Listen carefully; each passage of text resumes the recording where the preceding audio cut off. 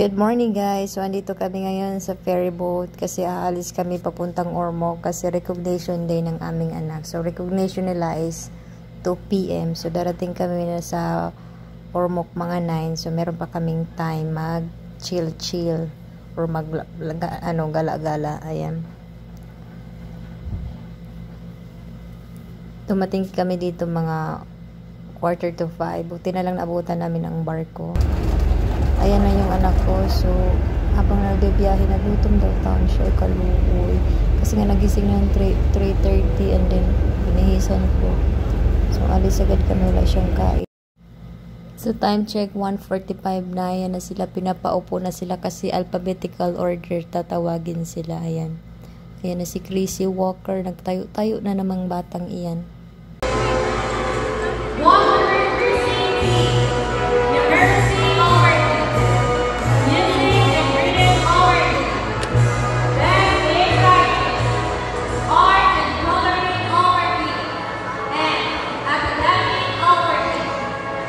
She's waiting.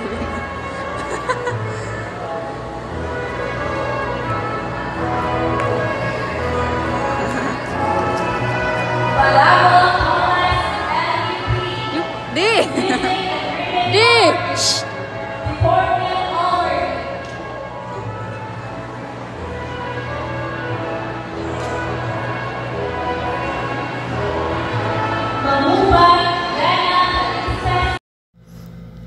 Buti na lang natapos agad yung recognition niya.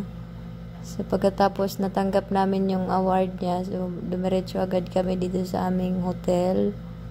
And then, nandito kami sa elevator para iakyat kami sa 5th floor. Ayan.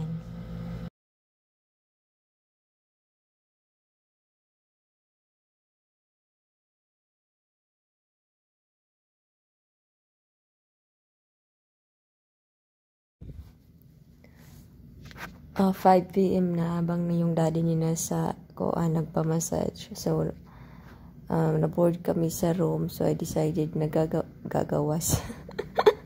Lalabas kami pupunta doon sa mall para magtingin-tingin lang good kaya wala may kwarta. Tanaw-tanaw lang sa mga palinda. Mamantay kwarta ron, mamantay budget. Ayan, tayo sa elevator. We're going down, down, down.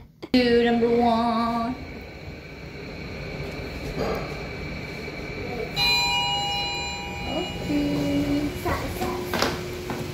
Hello.